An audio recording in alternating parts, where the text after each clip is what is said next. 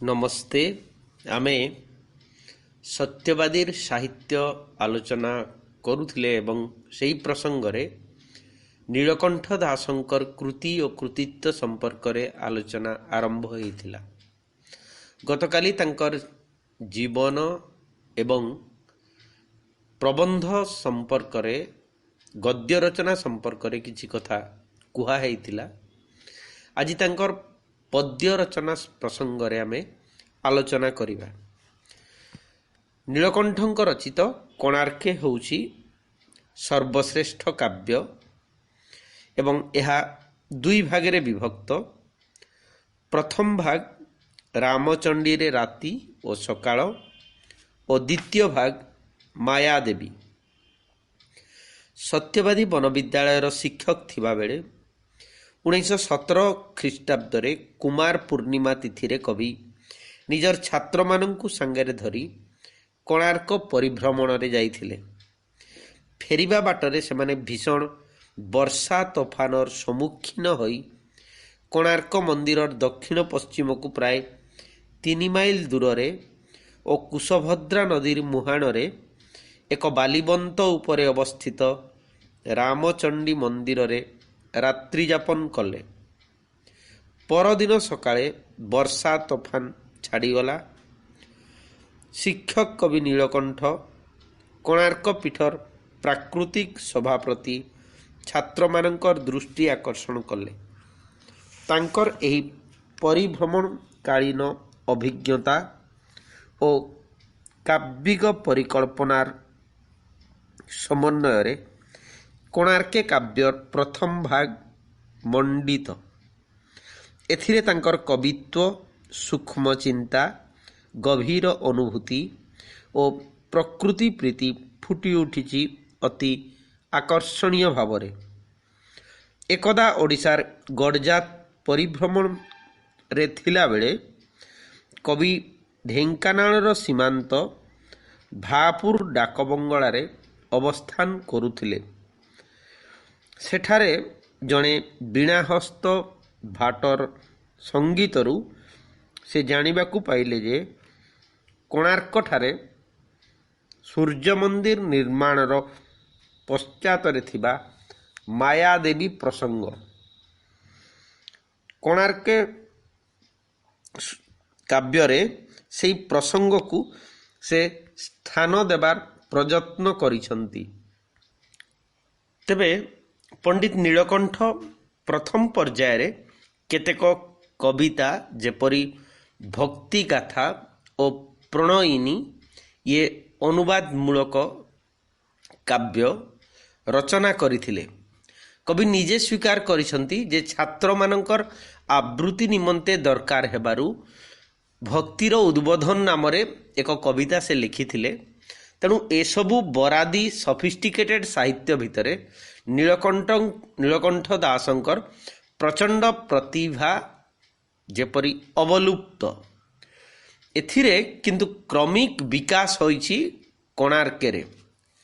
काव्यर प्रथम पर्याय रामचंडी रे राति और रामचंडी रे सकाळ एवं एइठारे तरुण कवि मनरे भावप्रवणतार जो आवेग और उष्मता आसीछि ताहा अधिक प्रकटित होइछि जोटा कहानी मुखी काव्य मायादेवी रे।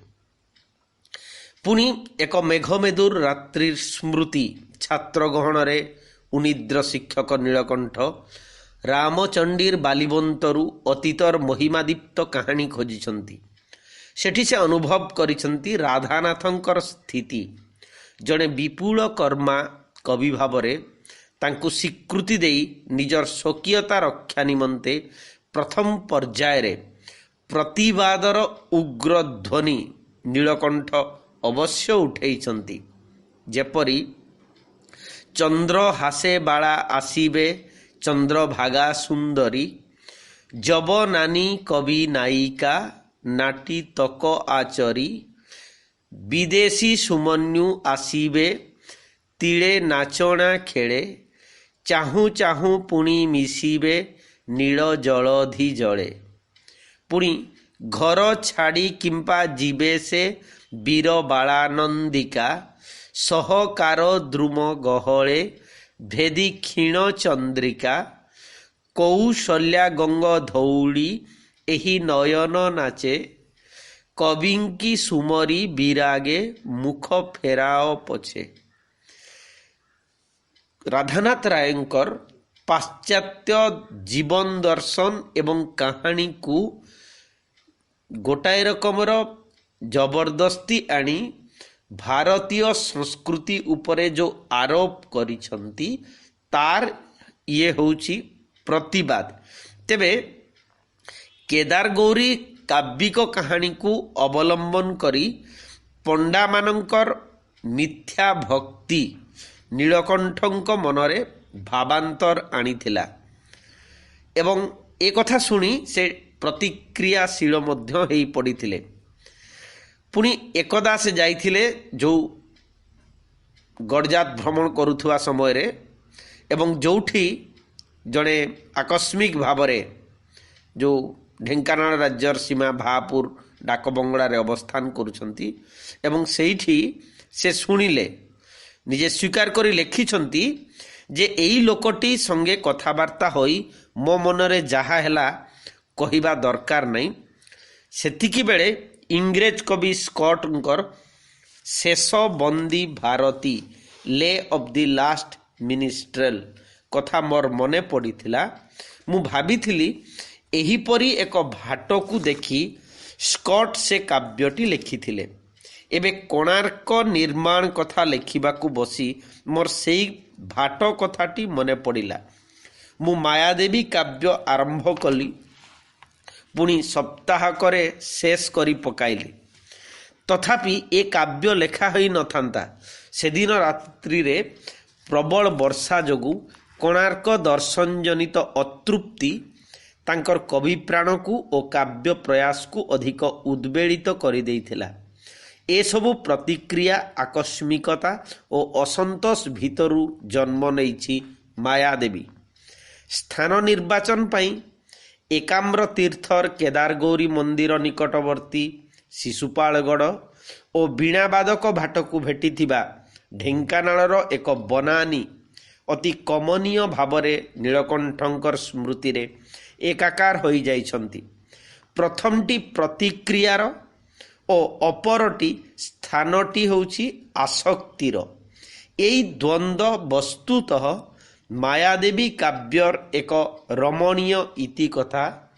ମୂଳରୁ ଶେଷ ପର୍ଯ୍ୟନ୍ତ ଏହି ଚିନ୍ତା ଓ ଚୈତନ୍ୟର ଦ୍ୱନ୍ଦ୍ୱ ଓ ବା ମନ ଓ ମନନର ଦ୍ୱନ୍ଦ୍ୱ ମାୟାଦେବୀ କାବ୍ୟକୁ ଯେପରି ମହିମା ମଣ୍ଡିତ କରିଛି। ମାୟାଦେବୀର ପ୍ରାରମ୍ଭ ନାଟକୀୟ ଓ ରୋମାଣ୍ଟିକ, ଏହା ସ୍ୱୀକାର କରିବାକୁ ହେବ। ପୁଣି ରଙ୍ଗମଞ୍ଚର ନାଟକ ପରି ଗୋଟିଏ ପରେ ଗୋଟିଏ ଦୃଶ୍ୟ ଏଥିରେ ଘଟିଛି, ଯେମିତି ମନରେ ନାଟକୀୟ ଉତ୍କଣ୍ଠା ଆଉ ବିସ୍ମୟ ସୃଷ୍ଟି କରିବାର ସୁଯୋଗ ଅଧିକ ରହିଛି। ଯେପରି ସୂତ୍ରଧର ଭାବରେ ନାନ୍ଦି ଆସି ବୀଣା ଧରି ଓ ତାର ସଜାଡ଼ି ଗାଉଛି କବିତା। ପୁଣି ଉତ୍କଳ ରାଜଦୂତ ବିଶ୍ୱନାଥ ଯାଇ ପହଞ୍ଚୁଛନ୍ତି କାଶ୍ମୀରରେ ଶ୍ରୀଫଳ ଧରି। ସେହି ରଙ୍ଗମଞ୍ଚରେ ପୁଣି ଜମ୍ବୁ ରାଜଜେମାଙ୍କର ବିବାହ ସ୍ୱୀକୃତି ଆଣି ସେ ଫେରି ଆସୁଛନ୍ତି ସମଭିବ୍ୟବହାରରେ। ନରସିଂହ ସେତେବେଳେ ଅନ୍ୟ ଏକ ଦୃଶ୍ୟପଟରେ ଅବତୀର୍ଣ୍ଣ। ଧଙ୍କସଗଡ଼ର ତସ୍କର ମାନଙ୍କ ସହିତ ସେ ଯୁଦ୍ଧରତ। ଘଟଣାକ୍ରମେ ଶିଶୁପାଳଗଡ଼ର ଅନତି ଦୂରରେ ଭ୍ରମଣରତା ତରୁଣୀ ସହିତ ସାକ୍ଷାତ ଓ ପରେ ଶିଶୁପାଳଗଡ଼ରେ ମିଳନ, ବୃଦ୍ଧ ସାମନ୍ତଙ୍କର ଆନନ୍ଦାଶ୍ରୁ, ସବୁ ଯେପରି ନାଟକର ଘଟଣା ପରି ଘଟିଯାଇଛି। ପୁଣି କାଶ୍ମୀରର ପରିବେଶ, ରାଜଜେମାଙ୍କ ରୂପ ବର୍ଣ୍ଣନାରେ ରାଧାନାଥ ରାୟ ଓ ମଧ୍ୟଯୁଗୀୟ କବିମାନଙ୍କର ପ୍ରଭାବରେ ନୀଳକଣ୍ଠ ବହୁ ଭାବରେ ପ୍ରଭାବିତ। ରାଧାନାଥଙ୍କ କାବ୍ୟର ପୃଷ୍ଠଭୂମିରେ ଦୀର୍ଘ ପ୍ରାକୃତିକ ଦୃଶ୍ୟର ବର୍ଣ୍ଣନା ଓ ରୂପ ବର୍ଣ୍ଣନା ନୀଳକଣ୍ଠ ଦାସଙ୍କର ମାୟାଦେବୀରେ ମଧ୍ୟ ଅନୁସୃତ। ଯେପରି ବର୍ତ୍ତୁଳ ବରାଙ୍ଗେ କଜ୍ଜଳ ଚିକୁର ଭରି ପୃଷ୍ଠ ଲମ୍ବି ଛୁଇଁ ତଳ ବିମଳ ଲଲାଟେ ବିଶାଳ ଲୋଚନ, ଗୁରୁ ଚଳାପାଙ୍ଗେ ଦେଖାଏ ଖେଳ, ଗଜଦନ୍ତ ଶାଣେ ସରମ ରସାଣେ, ଗଢ଼ିଛି କି ବିଧି ହୁଏ ପରତେ, ସୁରବାଳା କିବା ଦେବପୁର ଛାଡ଼ି, କୌତୁକେ ଖେଳେ ସେତୁ ମରତେ, ବିପିନ ବିହାରେ କନ୍ଦୁକ ଫୋପାଡ଼ି, ଶୈଳ ସାଗରେ ଖେଳଇ ବାଳା, ରାଜହଂସମାଳା ନଚାଇ ତରଙ୍ଗ, ଲେଉଟଇ ଭେଟି ପୁଳିନ ଶିଳା।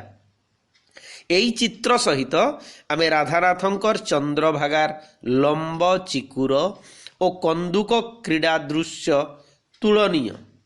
পুଣି ରାଧାନାଥଙ୍କ ପରି ପାଠକ ମନରେ ପୌରାଣିକ ଭ୍ରାନ୍ତି ସୃଷ୍ଟି କରିବା ପାଇଁ ନୀଳକଣ୍ଠ ଜମ୍ବୁ ଦେଶ ବା କାଶ୍ମୀରର ବର୍ଣ୍ଣନା ଦେବାକୁ ଯାଇ ଉଲ୍ଲେଖ କରିଛନ୍ତି, ଦେବ ଦେବୀ କୂଳ ଓହ୍ଲାଇ ସେ ଦେଶେ, ବେଳେ ବେଳେ ଆସି ମର୍ତ୍ତ୍ୟ ବିଳାସେ, ଅମୃତ ଭଜନ ପାରିଜାତ ବାସ, ଭୁଲନ୍ତି ସେବନ ବିହାର ରସେ। ଏହା ସତ୍ୟର ଅପଳା ମଧ୍ୟ କୁହାଯାଇପାରିବ, ତଥାପି କାବ୍ୟିକ ସତ୍ୟତା ପାଇଁ ଏହା ଅତି ଅପରିହାର୍ଯ୍ୟ ମନେ ହୁଏ। ରାଧାନାଥଙ୍କ ପରି ନୀଳକଣ୍ଠ ମଧ୍ୟ ଏହିପରି ଅସତ୍ୟର ସ୍ମୃତିକୁ ଆପଣାର ସୃଷ୍ଟିର ସମ୍ପଦ ଭାବରେ ମାନି ନେଇଛନ୍ତି। ପୁନଶ୍ଚ ନାଟକୀୟତା ଭିତରେ ରୋମାଣ୍ଟିକ ପରିବେଶ ସୃଷ୍ଟି କରିଛି ଜମ୍ବୁ ରାଜଜେମାଙ୍କର ସ୍ୱପ୍ନ କାହାଣୀ। ମନେ ହୁଏ ସେଠାରେ ମଧ୍ୟ ଯେପରି ନୀଳକଣ୍ଠ ରାଧାନାଥଙ୍କ ପରି ବାସ୍ତବତାର ସେହି ନଗ୍ନ ରୂପ ଦେଖିବାରେ ଭୀତ ଓ ସଂକୁଚିତ, ଫଳରେ ସେ ଆଶ୍ରୟ ନିଅନ୍ତି ଏକ ଅତି ଅଲୌକିକ ସ୍ୱପ୍ନ ବୃତ୍ତାନ୍ତର। ସଜନୀ କିପରି ମୁଁ ସେ କଥା କହିପାରିବି, ମୋ ନାରୀ କଣ୍ଠରେ ସେ ଭାବକୁ ଫୁଟାଇବା ପାଇଁ ଭାଷା ନାହିଁ। ଗୋଟିଏ ଜ୍ୟୋତିର୍ବଳୟ ଭିତରେ ସତେଅବା ଏକ ଜ୍ୱଳନ୍ତ ସୂର୍ଯ୍ୟର ଦୀପ୍ତି ଧରି ସେ ଠିଆ ହେଲେ। ସ୍ୱପ୍ନରେ ମୋ ହାତ ଧରିଲେ, ମୋ ଦେହରେ ପୁଲକ ଆସିଲା ବେପଥୁ। ସେ କହିଲେ, ସୁନ୍ଦରୀ ଭୟ କାହିଁକି? ଦୁରନ୍ତ ଯବନ ତୁମର କ'ଣ କରିପାରିବ? ଦେଖ, ବହୁ ଦୂରରେ ନୀଳାଚଳ ଧାମ, ସେଠାରେ ତୁମେ ନିଶଙ୍କ ରହିବ। ମୋର ଆଖି ମୁଦି ହୋଇଗଲା ପୁଲକ ଓ ବିସ୍ମୟରେ। ତାପରେ ହିମ କିରୀଟ ହିମାଦ୍ରିର ତୁହିନ ଭେଦ କରି ମୁଁ ଆକାଶକୁ ଉଠିଲି, ସୂର୍ଯ୍ୟଙ୍କର ସମ୍ମୁଖୀନ ହେଲି। ସୁନୀଳ ଆକାଶର ତାରକା ମେଳରେ ଘୂରିବାକୁ ଲାଗିଲି। ତଳକୁ ଚାହିଁଲି, ଚାରିଆଡ଼େ ଯେପରି ଝଟିକା ଓ ମେଘ ବ୍ୟାପି ରହିଛି। କ୍ରମେ ତାହା ଆକାଶକୁ ଆଚ୍ଛନ୍ନ କଲା। ସେଥିରେ ଚତୁର୍ଦିଗ ବନ ପର୍ବତ ହେଲା ଆଚ୍ଛନ୍ନ ଓ ଅଦୃଶ।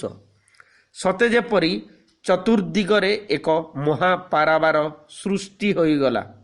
ସୂର୍ଯ୍ୟ ଛିଡ଼ି ପଡ଼ିଲେ, ମୁଁ ମଧ୍ୟ ତାଙ୍କ ସହିତ ଆକାଶରୁ ଖସି ପଡ଼ିଲି ସେଇ ମହାପାରାବାରର ଗର୍ଭରେ। ଆଲୋଚକମାନେ କହନ୍ତି ଯେ ଛୋଟ ପିଲାଙ୍କୁ ଭୁଲେଇବା ପରି ଏ କାହାଣୀ ନୀଳକଣ୍ଠଙ୍କର ଚିନ୍ତା ମାନସର ଦ୍ୱନ୍ଦ୍ୱ ଓ ଦୈନ୍ୟର ପରିଚୟ ଦେଉଛି।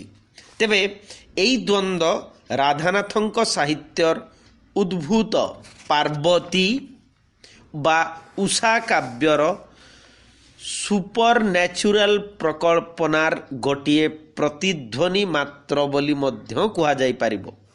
ଉଷାରେ ଗୋଟିଏ ଜ୍ୟୋତି ଆସି ନୁରୁ ରାଜବନିତାଙ୍କର ଗର୍ଭରେ ପଶିବା ପରି ଏକ ସ୍ୱପ୍ନ ବୃତ୍ତାନ୍ତ ଯେପରି ଅପତ୍ୟହୀନା ରାଣୀଙ୍କର ଗର୍ଭ ସଞ୍ଚାର ପାଇଁ ଆବଶ୍ୟକ ଥିଲା, ଏଠାରେ କିନ୍ତୁ ରାଜଜେମାଙ୍କର ବିବାହ ପାଇଁ ଏପରି ବୃତ୍ତାନ୍ତର ଆବଶ୍ୟକତା ନଥିଲା। ଏହା ରାଧାନାଥ ପ୍ରଭାବର ପ୍ରତିବାଦ ବା ମୌନ ସମର୍ଥନ, ତାହା ଚିନ୍ତାର ବିଷୟ। ପୁଣି ବିଶ୍ୱନାଥଙ୍କର କାଶ୍ମୀର ଯାତ୍ରା କେତେ ପାହାଡ଼ ପର୍ବତର ସର୍ପିଳ ପଥ ଅତିକ୍ରମ କରି ବିଶ୍ୱନାଥ ଉତ୍ତରକୁ ଚାଲିଛନ୍ତି। ଯେଉଁ ଉତ୍ତରା ପଥର ଭୀମ ଭୟଙ୍କର ଦୃଶ୍ୟ ରାଧାନାଥଙ୍କର ଚିତ୍ତବୃତ୍ତିକୁ ଏକଦା କରିଥିଲା ଭାରାକ୍ରାନ୍ତ, ସ୍ମୃତିକୁ ଉତ୍ପୀଡ଼ିତ, ତାଙ୍କ ଅସ୍ମିତା ହୋଇଥିଲା ନିମଗ୍ନ, ସେହି ଦୃଶ୍ୟକୁ ଏବେ ନୀଳକଣ୍ଠ ନିଜ ସାହିତ୍ୟର ସାମଗ୍ରୀ କଲେ। ଅବଶ୍ୟ ଏଥିରେ ପ୍ରତିବାଦର ଭାବ ମଧ୍ୟ ସ୍ପଷ୍ଟ, କିନ୍ତୁ ପାଶ୍ଚାତ୍ୟ କବି ସ୍କଟ୍ ଓ ଟେନିସନଙ୍କର ସାହିତ୍ୟ ବାଟେ ଭଞ୍ଜରୁ ରାଧାନାଥଙ୍କୁ ଯାତ୍ରା କଲାବେଳେ ନୀଳକଣ୍ଠଙ୍କର କବିମାନସ ରାଧାନାଥ ସାହିତ୍ୟର ବିପୁଳ ଐତିହାସିକ ବିଶେଷତ୍ୱରେ ବିମୁଗ୍ଧ ହୋଇଥିବା ବି ସ୍ୱାଭାବିକ। ପୁଣି ଚିଲିକା କେତେ ମୌନ ଐତିହାସିକ କାହାଣୀର ରଙ୍ଗସ୍ଥଳୀ। ତା ସ୍ମୃତିରେ ମାଣିକ, ରକ୍ତବାହୁ, ପଦ୍ମାବତୀ ଆଦିଙ୍କର ସ୍ମୃତି ତଥାପି ଦେଦୀପ୍ୟମାନ। ରାଧାନାଥଙ୍କର ଏହି ଦୃଷ୍ଟିଭଙ୍ଗୀ ପଛରେ ସ୍କଟ୍, ଟେନିସନ, ଆର୍ନୋଲ୍ଡଙ୍କର ଇତିହାସ ପ୍ରୀତିମୂଳକ ଦୃଷ୍ଟିଭଙ୍ଗୀ ଅବଶ୍ୟ ସ୍ୱୀକାର କରିବାକୁ ହେବ। ନୀଳକଣ୍ଠ ପୁଣି ସେହି ଦୃଷ୍ଟିର ଭୂଗୋଳ ଓ ଇତିହାସର ସତୀର୍ଥ। ସେହି ଚିନ୍ତାର ଚଲାପଥରେ ସେ ଅନ୍ୟତମ ବାଟୋଇ।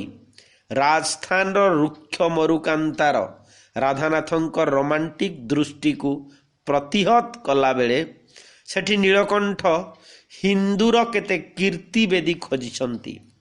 ଲୋହିତ ଭାତିନ୍ଦା, ପଞ୍ଚନଦ, ତିରୋରୀ ଯୁଦ୍ଧ, ଥାନେଶ୍ୱର, ପୃଥ୍ୱୀରାଜ, ଇନ୍ଦ୍ରପ୍ରସ୍ଥ, ଚମ୍ବଲ, ଗ୍ୱାଲିୟର, ବେତ୍ରବତୀ କୂଳ, କୌଶାମ୍ବୀ କଟକ, କାଳିଞ୍ଜରନାଥ ଆଦି ପୌରାଣିକ ଓ ଐତିହାସିକ ସ୍ଥାନ ତାଙ୍କର ସ୍ମୃତିକୁ ଦୋହଲେଇ ଦେଇଛି।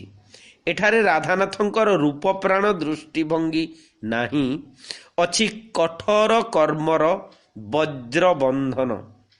ବିଶ୍ୱନାଥ କବି ନୁହନ୍ତି, ସେ ଦୂତ ନୀଳକଣ୍ଠଙ୍କର ଚିନ୍ତାରେ। ତେଣୁ ଜଗନ୍ନାଥ ଦେଶର ଦୂତ ଉପଯୋଗୀ ସ୍ୱାଭାବିକ ଦୃଶ୍ୟ ଅଧିକ ପ୍ରତୀତ ହୋଇଛି। ଏକଦା ଏ ଜାତିର ଗର୍ବ ଓ ଗୌରବର କାହାଣୀମାନ ଅଧିକ ଆନ୍ଦୋଳିତ ହୋଇଛି। ସେଠାରେ ଭାବପ୍ରବଣତା ନାହିଁ କିମ୍ବା ନାହିଁ ରୋମାଣ୍ଟିକ ଦୃଷ୍ଟିଭଙ୍ଗୀ, କିନ୍ତୁ ଏକା ପଦ୍ଧତି ରାଧାନାଥ ଓ ନୀଳକଣ୍ଠ ଉଭୟ କବି ମାନି ନେଇଛନ୍ତି। ଉଭୟଙ୍କର ଚିନ୍ତାରେ ପ୍ରାକୃତିକ ଭୂଗୋଳ ଓ ଜାତୀୟ ଇତିହାସ ଜୀବନ୍ତ ହୋଇ ଉଠିଛି। ପୁନଶ୍ଚ କାବ୍ୟର ଶେଷ ପର୍ଯ୍ୟାୟରେ ନୀଳକଣ୍ଠ କିପରି ଅଲକ୍ଷ୍ୟରେ ବି ରାଧାନାଥଙ୍କ ଚିନ୍ତାମାନସ ପାଖରେ ନିଜର କାବ୍ୟିକ ପ୍ରୟାସକୁ ଯେପରି ସମର୍ପଣ କରିଛନ୍ତି, ତାହା ତାତ୍ତ୍ୱିକ ବିଚାରର ମଧ୍ୟ ବିଷୟ। ସମଗ୍ର ରାଧାନାଥ ସାହିତ୍ୟରେ ଅତି ମାନବିକ ଚିତ୍ର ଦେଖି ଆଧୁନିକ ପାଠକ କ୍ଷିପ୍ତ ହୁଏ, କିନ୍ତୁ ପାଠକର ଶିଶୁ ସୁଲଭ ଧର୍ମଭୀରୁ ମନ ଉପରେ ଭ୍ରମ ସମ୍ପାତ କରି ନିଜ କାବ୍ୟର ବିଷୟବସ୍ତୁକୁ ଗ୍ରହଣ କରେଇ ନେବା ରାଧାନାଥୀ କାବ୍ୟ କୌଶଳର ଅନ୍ୟତମ ବିଭାବ ଥିଲା। ନୀଳକଣ୍ଠ ଦାସ ସେହି ପଦ୍ଧତିକୁ ଗ୍ରହଣ କରି ମାୟାଦେବୀ କାବ୍ୟର ଉପସଂହାରରେ ମୃତ ମାୟାଦେବୀକୁ ଅବରୁଦ୍ଧ ସିନ୍ଦୁକ ଭିତରୁ ପୁଣି ଥରକ ପାଇଁ ଜୀବନ୍ୟାସ ଦେଇଛନ୍ତି। ମିଳନର ମାର୍ମିକତାରେ କାବ୍ୟକୁ ସୁନ୍ଦର ଓ ଉପଭୋଗ୍ୟ କରାଯାଇପାରିବ ବୋଲି ଆଶା କରି ଏକ ଅନାବଶ୍ୟକ ପରିସ୍ଥିତିର ପରିକଳ୍ପନା କରିଛନ୍ତି ବୋଲି ଆଲୋଚକମାନେ କହନ୍ତି। ତାଙ୍କର ପ୍ରଜ୍ଞାବାଦୀ ଯୁକ୍ତିପ୍ରବଣ ମନ ତେଣୁ ଏକ ଅବାସ୍ତବ ସତ୍ୟକୁ ମାନି ନେଇ ଏହିପରି ଭାଷାରେ ବର୍ଣ୍ଣନା କରିଛନ୍ତି। ସୁର କୂଳେ ଡରି ବିହାରଟି ପୁଣି କରନ୍ତି ମରତେ ଦେବତା ମାନେ, ଭୁଲି ସେ ରହନ୍ତି ନର ଲୋକ ପରି, ଚେତାଇଲେ ପୁଣି ପଡ଼ଇ ମନେ, ମର୍ତ୍ତ୍ୟ ଲୋକେ କେତେ ସଉକେ ଆସନ୍ତି, ସରଗୁ ଦେବତା ସୁର ସୁନ୍ଦରୀ, ଏମ ରତେ ପୁଣି ଆଦରି ବସନ୍ତି, ତୀର୍ଥ ନାମେ ପୁର ବିପିନ ଗିରି। ଏହି ଯୁକ୍ତି ସହିତ ରାଧାନାଥଙ୍କର ଉଷା କାବ୍ୟର ନୁରୁରାଜ ନନ୍ଦିନୀ ଉଷା ଓ ବାହନପତି ସୁତ ଜୟନ୍ତଙ୍କର ମର୍ତ୍ତ୍ୟ ବିହାର ଯୁକ୍ତି ମଧ୍ୟ ସମାନ। ରାଧାନାଥଙ୍କ ମତରେ ଉଷା ଥିଲେ ଶାପଗ୍ରସ୍ତା ତିଳୋତ୍ତମା ଓ ଜୟନ୍ତ ଥିଲେ ଚିତ୍ରରଥ। ସୁରସଭାରେ ଏମାନେ ପୂଜ୍ୟ ଲୋକଙ୍କ ପ୍ରତି सम्मान प्रदर्शन रे व्यतिक्रम करिथिबारु अभिशप्त होई मर्त्ୟରେ जन्म ग्रहण करिथिले। विवाह अमिलन मात्रे सेमाने एमानंकर मृत्यु हेबो और पुनश्च स्वर्ग को फेरी आसिबे बोली अभिशाप रे निर्देश थिला। सही परी मायादेवी रे एक दुर्बल पूर्वजन्म वृत्तांत आनी एक पौराणिक भाक्तिक मिथ्यार अर्थ जो भाक्तिक मिथ्यार घोर विरोधी नीलकंठ दास पर पर्याय रे हेइथिले से बाबदरे मध्य आमे गोपबंधुंकर धर्मपद प्रसंग रे आलोचना करिचे। नीलकंठंकर मनरे द्वंद्व मध्य आमे देखिचे सेई जगह रे। नरसिंह थिले तपन ए भवे माया थिले छाया तपन जाया जम्बू जेमा थिले विश्वकर्मा सुता आदरी मरते मानव काया। पुनश्च तांकर परिकल्पना रे शिवेई सामंतरा थिले विश्वकर्मा विश्वनाथ थिले बृहस्पति शुक्र सुत हेउचंती जवन नृपति। दिने सूर्यंक प्रति विमन होई चंद्र छायांक पाखरु भरोसा पाई आसीथिले। सूर्य पत्नी छायांकर अभिशाप रे से धंकस नबर रे टंकर भाई नामरे जन्म नेले। विश्वकर्मांकर दुहिता संज्ञा सूर्यंक प्रति आसक्त हेले। सुरगुरु बृहस्पति सेथिरे मध्यस्थी होइथिले। सूर्य किंतु छायांकु ही ग्रहण कले परिणीता भावरे। अनेक दिन परे सूर्य सांबंकर निमंत्रण क्रमे चंद्रभागा कूल को बिहार पाई आसीथिले। प्रेम पागलिनी संज्ञा भ्रमरे जम्बूनगर रे जन्म ग्रहण कले। छाया स्वर्ग रे संज्ञा को भौणी परी देखुथिले। तापरे नीलकंठ काव्य रे लिखिछंती प्रचंड तपने झल शिवे संज्ञा जानी शिशुपाल आसिले छाया परागे ज्योतिष प्रति चक्षु परी आवरिबे बोली संसार काया। से तपन बधु सुर गुरु ठारू सेही से स्वर्गे मागिले बर संज्ञार परसे घेरिबे ताहृदे बरजी आसिबे नर शरीर जम्बू जेमा हृदे रही माया छाया रही संज्ञारे घेरी सिंधु करु माया उठी नरसिंहे कही सबु संशय फेड़ी। ए काव्ୟରେ एही पूर्वजन्म वृत्तांत जेपरी स्थान पाइछि ताहा न हेइथिले काव्यर अंगहानि घटी नथांता। राधानाथ सृष्टि पाखरे नीलकंठंकर याकू आत्मसमर्पण कहिले काव्यर मर्यादा हानि हेई पारिबो। तेबे एठी चिंता करिबा कथा जे अनेक समय रे नीलकंठंकर काव्य राधानाथंकर प्रतिवाद कुहा जाए पुणी परोक्षरे मौन समर्थन मध्य कुहा जाई पारे। जेपरी भावराज्य रे मृत्यु नहीं। राधानाथ जोंठी कोणार्क मंदिरर भग्नावशेष देखि व्यथित होइछंती ओ एते बड़ तुंग मंदिर विश्व विश्रुत कलाकीर्तिर ध्वंस पछरे पूजित देवतार अपकर्म जोटा चंद्रभागा काव्य आमे आलोचना करिछे एवं तापाई जो जुक्ति देइछंती नीलकंठ दास कोणार्क मंदिर निर्माण रहस्य उद्घाटन करिछंती। राधानाथंकर चिंतारे से पूर्व गौरव साक्षिणी मुखशाला मातर प्रतिध्वनि छळे पांथकु आजी दिए उत्तर। यह सूर्यंकर ब्राह्मण कुमारी चंद्रभागा प्रति पाशविक आसक्ति और अपकर्मर कहानी मात्र।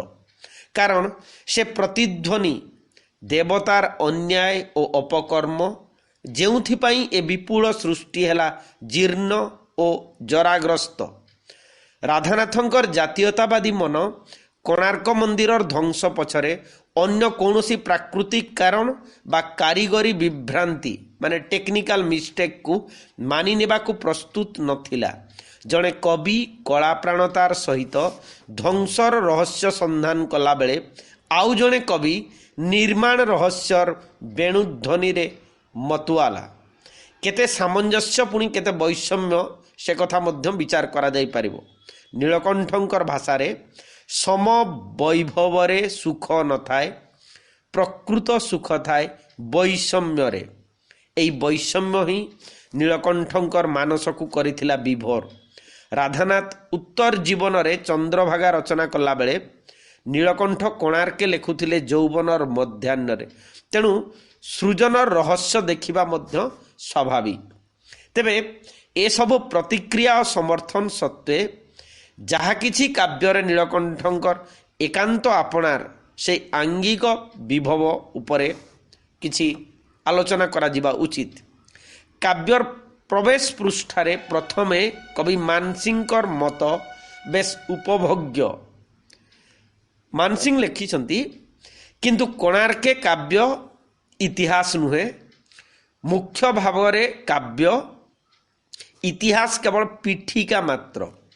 काव्य उत्कर्ष फल रे ही नीरस इतिहास जीवंत होई उठिछि। भाषा, भाव, चरित्र चित्रण, कल्पना, वर्णना, उपमा, अलंकार आदि जेकोसी दिगरु विचार करी बसिले कोणार्के ओडिया भाषा रे अनुपम काव्य।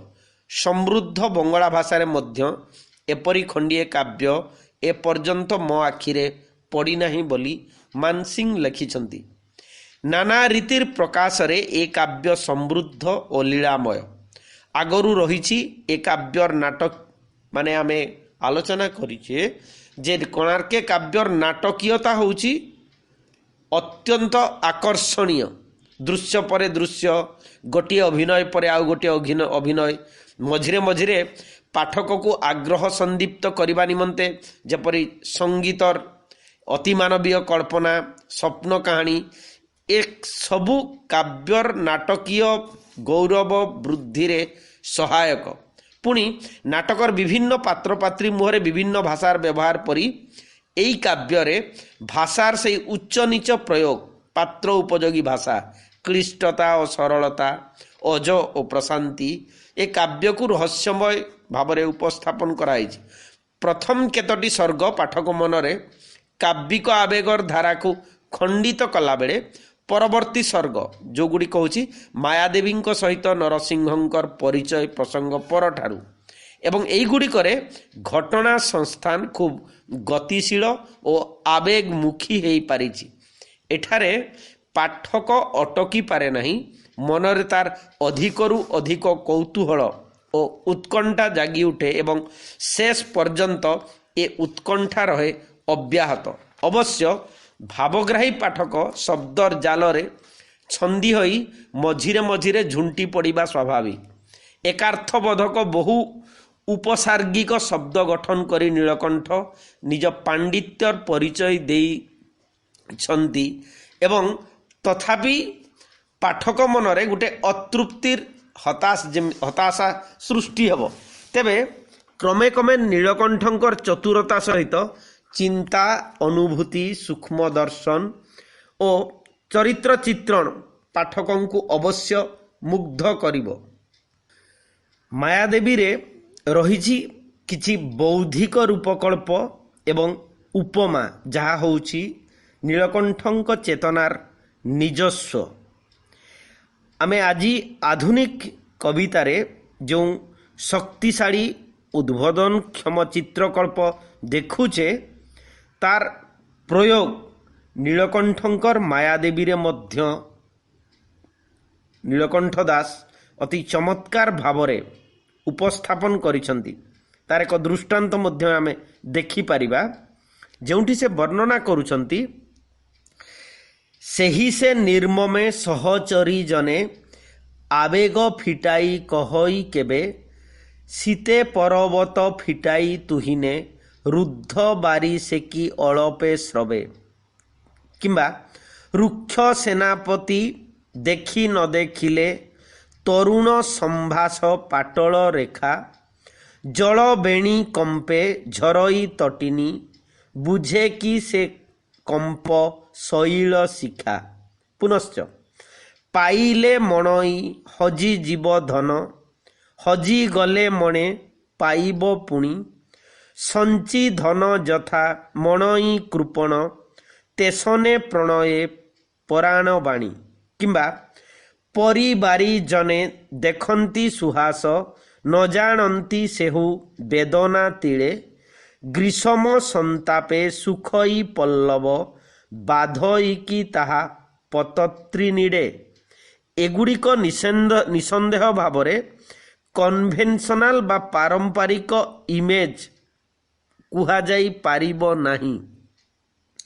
ପୁନଶ୍ଚ ନରସିଂହ ଦେବଙ୍କର ସୈନ୍ୟମାନେ ନିଜ ନିଜ ଦଳ ସହିତ ବଣ ଭିତରେ ଯାଉଥିବା ବେଳର ଦୃଶ୍ୟ ସହିତ ନରାଜ ଛାଡ଼ି ମହାନଦୀ ତାର ଶାଖା ପ୍ରଶାଖା ନେଇ ଅନୂପ ଅଞ୍ଚଳରେ ପଶିଯିବାର ଦୃଶ୍ୟକୁ ମଧ୍ୟ ଉପମିତ କରାଯାଇଛି।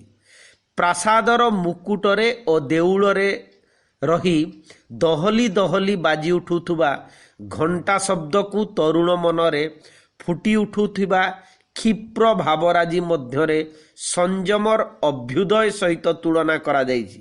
ତେବେ ଏସବୁ ଉପମା ରସପ୍ରିୟ ପାଠକ ଓ ସମାଲୋଚକମାନଙ୍କୁ ଅଧିକ ଭାବରେ ଉଦ୍ବୋଧିତ ବା ଇଭୋକେଟ୍ କରିବା ପାଇଁ ସକ୍ଷମ ଏବଂ ଏସବୁ ରୂପକଳ୍ପନାରେ ପ୍ରାଚୀନତାର ବ୍ୟତିକ୍ରମ ପାଇଁ ବେଶ୍ ଇଙ୍ଗିତ ମିଳିଥାଏ।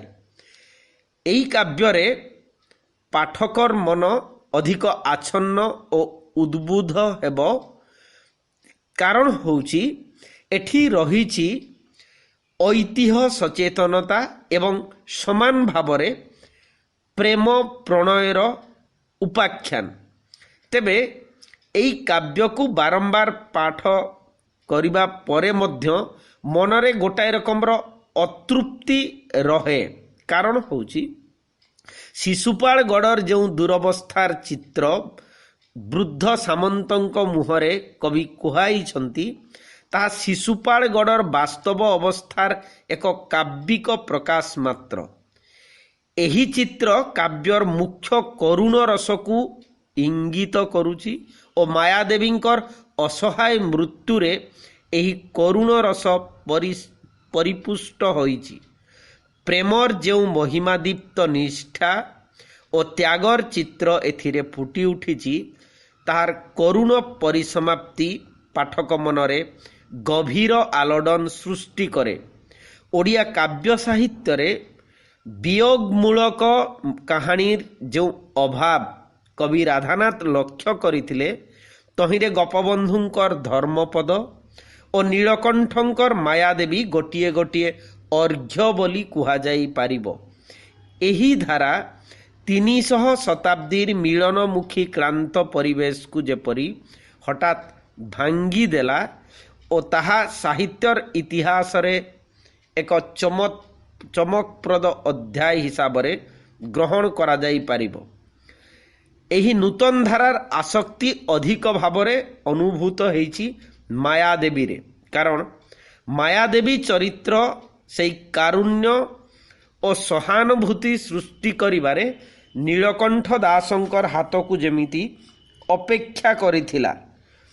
କୁହାଯାଏ ଯେ ଏହି କୋଣାର୍କେ କାବ୍ୟରେ ଯାହା ତାର 2 ଖଣ୍ଡରେ ପ୍ରକାଶିତ ଏହି କାବ୍ୟରେ ମୁଖ୍ୟତଃ କବିଙ୍କର ମନ ଭିତରେ ଯେଉଁ ଭାବନା ଜନ୍ମିଛି ଯେଉଁ ଆତ୍ମାନୁଭୂତି ଯେଉଁ ଅନୁସ୍ପନ୍ଦନ ଯେଉଁ ଜ୍ଞାନ ଓ ଅନୁସନ୍ଧିତ୍ସା ସେ ସବୁକୁ ଯେପରି ଫେଣ୍ଟାଫେଣ୍ଟି କରି କୋଣାର୍କ କାବ୍ୟ ମାୟାଦେବୀ ଭିତରେ ସେ ଯୋଡ଼ି ଦେଇଛନ୍ତି। ଏତଦ୍ ଭିନ୍ନ ମଧ୍ୟ ତାଙ୍କର ଅନେକ ଶିଶୁ କବିତା ଅଛି ଯେଉଁ କବିତା ଭିତରେ ଅତି ଚମତ୍କାର ଶିଶୁମାନଙ୍କର ମନକୁ ଆହୁରି ବର୍ଣ୍ଣିଳ ପ୍ରେରଣାପ୍ରଦ ଶିକ୍ଷଣୀୟ କରିବା ପାଇଁ ସେ ପ୍ରଯତ୍ନ କରିଛନ୍ତି। ଶିଶୁଙ୍କ ପାଇଁ ରଚିତ କବିତା ଗୁଡ଼ିକରେ ମୁଖ୍ୟତଃ ଶିଶୁମାନଙ୍କ ମନରେ ପ୍ରତ୍ୟୟ ତଥା ଜାତି ପାଇଁ ଜିଜ୍ଞାସା ସୃଷ୍ଟି କରିବ ସେହି ଉଦ୍ଦେଶ୍ୟରେ ତାହା ରଚିତ ହେଉଥିଲା। ଆଦର୍ଶ ଜୀବନଚର୍ଯ୍ୟା ତଥା ଆଦର୍ଶ ମଣିଷ ସୃଷ୍ଟି ଉଦ୍ଦେଶ୍ୟରେ ସତ୍ୟବାଦୀ ସାଧକମାନେ ସମସ୍ତେ ବ୍ରତୀ ଥିଲେ, ସଂକଳ୍ପବଦ୍ଧ ଥିଲେ, ନିଷ୍ଠାବାନ ଥିଲେ। ତେଣୁ ସେହି ଆଦର୍ଶ ଜୀବନଚର୍ଯ୍ୟା ତଥା ଆଦର୍ଶ ମଣିଷ ସୃଷ୍ଟି ଥିଲା ସତ୍ୟବାଦୀ ଚିନ୍ତାଧାରାର ଦ୍ୱିଧାହୀନ ଲକ୍ଷ୍ୟ। ସେହି ଲକ୍ଷ୍ୟ ନୀଳକଣ୍ଠ ଦାସଙ୍କର ଶିଶୁମାନଙ୍କ ପାଇଁ ରଚିତ ହୋଇଥିବା କବିତାରେ ମଧ୍ୟ ପ୍ରତିଫଳିତ ହେଇଛି। ଆଜି ଏତିକି ଥାଉ, ପରବର୍ତ୍ତୀ ସମୟରେ ଆମେ ପୁଣି ଆଲୋଚନା କରିବା। କମେଣ୍ଟରେ ଯାହା ଚାହିଁବେ ଲେଖିପାରିବେ। ନମସ୍ତେ, ଧନ୍ୟବାଦ।